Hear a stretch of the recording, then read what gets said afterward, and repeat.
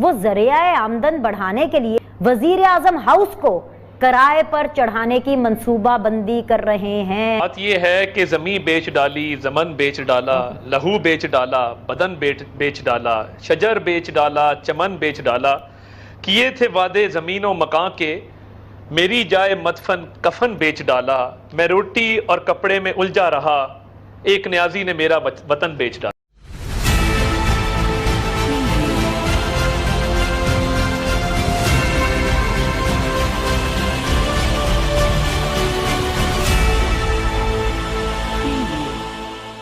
नमस्कार दोस्तों, मैं हूं नीरज और आप देख रहे हैं सलाम इंडिया न्यूज। दोस्तों, पाकिस्तान की इकॉनमी का हाल तो हम सभी को पता है। भारत को एटम बम का डर दिखाने वाले पाकिस्तान की हालत इतनी खराब हो गई है कि खुद को गिरवी रखने की नौबत आ गई है। 80% सरकारी संपत्तियों को गिरवी रखने के बाद अब पाकिस्तान अपने पीएम हाउस को भी रेंट में रखने के लिए तैयार हो गया है। इस खबर के बाद पाक मीडिया ने इमरान खान की जमकर क्लास लगाई है। पाक मीडिया ने बताया कि नया पाकिस्तान बनाने के चक्कर में पीएम इमरान खान ने पूरे पाकिस्तान को बेच दिया है। तो आइए चलते हैं और देखते हैं कि पाक मीडिया ने इस बारे में क्या कहा है। आपने रेंट अ कार तो अक्सर सुना होगा, आज हम आपको rent a prime minister house सुनाते हैं। वजीर आजम बनने के बाद अपनी पहली तकरीर में इमरान खान ने एक ये ऐलान भी किया था कि वो तालीम और सेहत पर खसूसी तवज्जो देंगे और इसके लिए वो वजीर आजम हाउस को भी यूनिवर्सिटी बना देंगे। 3 साल का अरसा गुजर जाने के बावजूद वजीर आजम हाउस में बनने वाली यूनिवर्सिटी ताहाल फाइलों तक ही महदूद है। क्योंकि वजीर आजम इमरान खान का फोकस पहले दिन से ही जरिए तालीम नहीं, जरिए आमदन पर रहा है, जिसे बढ़ाने के लिए वो कभी वजीर आजम हाउस की पुरानी गाड़ियों की नीलामी करा देते हैं और कभी वजीर आजम हाउस की भैंसें बेच डालते हैं। मगर अब वो कुछ नया करने जा रहे हैं। वो जरिया आमदन बढ़ाने के लिए पाकिस्तान के चीफ एग्जीक्यूटिव की सरकारी रिहाइश का यानी वजीर आजम हाउस को किराए पर चढ़ाने की मंसूबाबंदी कर रहे हैं। जी हां, बिल्कुल ठीक सुना आपने। वजीर आजम हाउस जहां यूनिवर्सिटी भी बननी है, जहां यूथ ने तालीम की दौलत से मालामाल भी कभी होना है, उसी वजीर आजम हाउस को अब किराए पर चढ़ाकर माल बनाने की प्लानिंग है। वजीर आजम हाउस में अब अनकरीब नेशनल और इंटरनेशनल फूड इवेंट्स, सकाफती इवेंट्स, नुमाइश, विंटेज कार्स की नुमाइश और तो और फैशन शोज तक होते हुए यह कौम देखेगी। मुल्की और गैर मुल्की कंपनीज चंद हजार पाउंड्स, डॉलर्स और रुपयों के एवज वजीर आजम हाउस को किराए पर लेकर कॉर्पोरेट तकरीबात तक मुनक्किद कर सकेगी। वफाकी काबीना की मंजूरी के बाद वजीर आजम हाउस पर टू लेट यानी किराए पर दस्तयाब है का बोर्ड बहुत जल्द आवेजा कर दिया जाएगा। इस बड़ी खबर, इस आईब्रो रेजिंग खबर और इस दिल दहला देने वाली खबर के साथ मैं आप सब लोग को खुशामदीद कहती हूं। आज जब मैं फवाद चौधरी साहब को सुन रही थी, यकीन जानिए मैं झूठ नहीं बोलूंगी, मेरे रोंगटे खड़े हो गए कि रेंट अ कार सुना था, अब prime minister house is on rent. I mean, दुनिया में कभी भी कहीं भी आपने सुना है that anything which is with in the premises of prime minister house, कुछ भी उसके प्रेमिसेस में उसको किराए के लिए, बाकी दुनिया के लिए, बाकी आम पब्लिक के लिए खोला जा रहा है और स्पेसिफिकली एलीट क्लास के लिए? How is this possible in the leap? अता साहब, यहाँ पे वजीर आजम हाउस को किराए पर देने की तैयारियां की जा रही हैं और आप लोग हैं कि अपने बयानिए में फंसे हुए हैं। कहाँ है ऑपोजिशन? मैं मौका नहीं मिला ये वजीर आजम हाउस पे बात करने के लिए। तो बात ये है कि ज़मीन बेच डाली, जमन बेच डाला, लहू बेच डाला, बदन बेच डाला, शजर बेच डाला, चमन बेच डाला।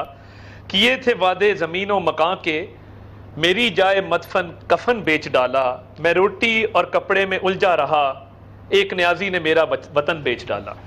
प्रॉब्लम ये है कि आप आए हैं और वो दिन मुझे याद है, मैं बड़ी उनकी रिस्पेक्ट करता हूँ। एक फेमस मीडिया पर्सनैलिटी हैं, वो प्राइम मिनिस्टर हाउस के एक बाथरूम में बाथ टब में लेटे हुए थे और वो शो ये कर रहे थे कि ये गालिबन कोई सद्दाम हुसैन का महल है जिसमें आज अवाम को पहली दफ़ा एक्सेस मिला है। और वो बाथ टब में उन्होंने टांग पे टांग रख के जिस तरह तस्वीर खिंचवाई, वो आज भी मेरे जहन में अच्छी तरह ताज़ा है। और एक एक कमरे का विजिट किया, जैसे पता नहीं अंदर क्या चीज़ें दबाई हुई थी। उसके हफ्ते बाद हमने भैंसें बेची बीनी सलीम साहिबा, और हमने दुनिया को बताया कि ये देखें, ये भैंसें हैं जो दूध देती हैं, ये भैंसें हम बेचने जा रहे हैं, इनसे जो रेवेन्यू आएगा पाकिस्तान का कर्जा उतारेंगे। उसके बाद हमने सारी गाड़ियाँ खड़ी की लॉन के अंदर और हमने कहा जी ये हम गाड़ियाँ भी ऑक्शन करने जा रहे हैं और बड़ा रेवेन्यू इकट्ठा होगा। नतीजा क्या निकला? अंग्रेजी की एक टर्म है पेनी वाइज पाउंड फूलिश।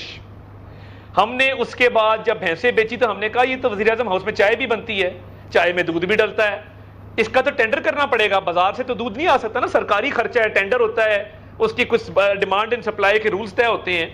हमने 4 गुना ज्यादा कीमत पे टेंडर करके तो दूध सप्लाई करने वाली कंपनी को कॉन्ट्रैक्ट दिया भैंसें बेचने के बाद, नंबर 1। नंबर 2, गाड़ियां हमने कितनी नई खरीदी हैं, इट्स एनीबडीज गैस। पंजाब में तो आप छोड़ ही देना, यहां तो ऐसी रोल है कि साईं बुजदार का जब दिल करता है वो नई गाड़ी खरीद लेता है। नई नई बुलेट प्रूफ BMW आ रही हैं, जो हमारी फटीचर गाड़ियां बेची थी उससे कितना रेवेन्यू आया और आपने कितनी नई गाड़ियां खरीदी हैं, मुआवजा कर लें। मैं कमर्शियल जेट पे जाऊंगा, मैं चार्टर्ड जेट इस्तेमाल नहीं करूंगा। आते बड़ी बुरी हैं, आते बहुत बुरी हैं। जहांगीर तरीन के जहाज में सारी जिंदगी गुजारी हो तो PIA के जहाज पे धक्के खाने का किसका दिल करता है? एयरफोर्स 1 पाकिस्तान एयरफोर्स के जहाज पे मौसूफ ने छींक भी मारनी हो तो वो पाकिस्तान एयरफोर्स 1 पे जाते हैं। इलेक्शन कैंपेन चलानी हो तो सरकारी हेलीकॉप्टर पे लैंड करते हैं मुजफ्फराबाद में। तो ये देखें ना, कौम को इतना बेवकूफ ना बनाएं, हम बहुत बेवकूफ होंगे, इतना ना बनाएं जितना आप हमें समझते हैं, उससे कुछ थोड़ा सा ज्यादा हमें क्रेडिट दे दें कि आप लोगों ने तबाही के दहाने पे मुल्क को लाके खड़ा कर दिया है अपनी नाकस पॉलिसियों की वजह से। और प्राइम मिनिस्टर हाउस की असलियत सुन लें, वो कोई शहाना महल नहीं है बिनी साहिबा, आप भी वहां गई हैं, छतें वहां की लीक करती हैं, बड़ा हॉल वहां पे है कोई नहीं, नाकस फर्नीचर है वहां। कोई भी बड़ी कॉर्पोरेट कंपनी, मेरी अगर कॉर्पोरेट कंपनी हो तो मैं सरीना चला जाऊंगा, मैं कहीं और चला जाऊंगा, मैं कभी भी प्राइम मिनिस्टर हाउस में इवेंट नहीं करूंगा। मैं क्यों करूं? वो वहां के इतने हालात खराब हैं। ये एक काम हो सकता है, अगर शीशे की दीवारें बन जाएं तो लोग बड़े अच्छे पैसे देंगे मुराद सईद एंड कंपनी को देखने के लिए, एंटरटेनमेंट पर्पस के लिए। आप टिकट लगाएं मुराद सईद पे, गंडापुर वगैरह पे, मैं आपको ये ज्यादा रेवेन्यू जनरेट होगा। लोग बड़े बड़े दूर से आएंगे पैसे लेके कि जी ये A क्लास एंटरटेनमेंट हमें और कहां मिलेगी। ये काम हो सकता है, इसके अलावा मुझे इसकी मंतक समझ नहीं आती। I am sorry. अंदलीब को इस बात पे हैरानगी हो रही है उस थॉट प्रोसेस से जिससे मैंने ये सवाल पूछा और जिस तरीके से मैंने चीज सामने रखी।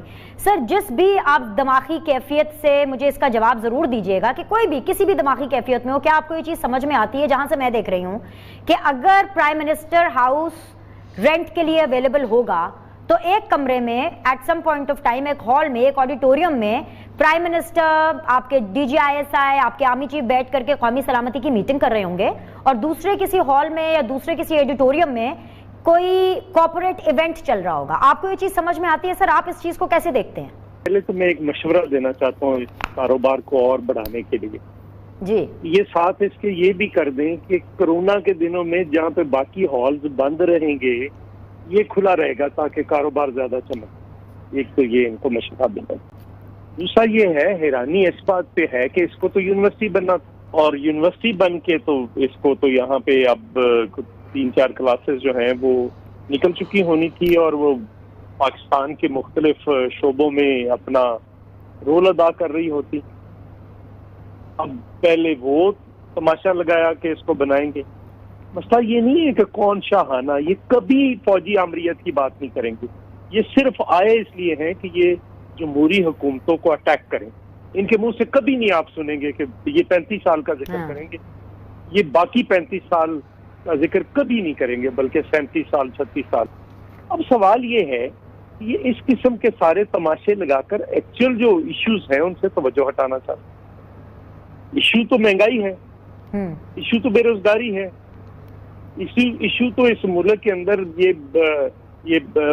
यहाँ पे हॉस्पिटल गिरा है, एक मरीज मर गया, 2 जख्मी हो गया हाफिजाबाद में।